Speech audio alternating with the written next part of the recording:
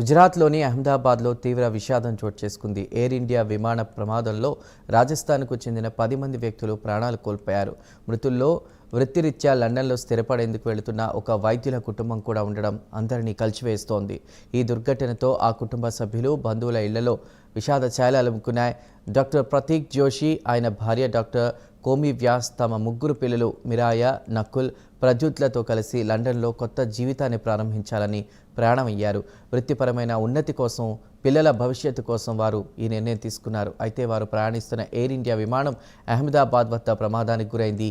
ఈ ఘోర ప్రమాదంలో డాక్టర్ ప్రతీక్ జోషి, డాక్టర్ కోమి వ్యాస్లతో పాటు వారి ముగ్గురు పిల్లలు సంఘటనా స్థలంలోనే మరణించినట్లు అధికారులు ధృవీకరించారు.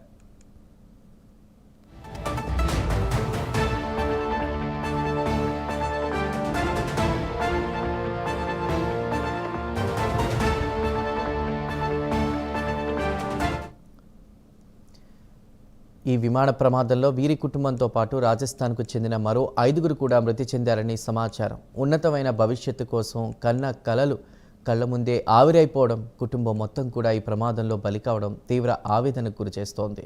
ఈ విమాన ప్రమాదానికి గల కారణాలపై అధికారులు దర్యాప్తు ప్రారంభించారు.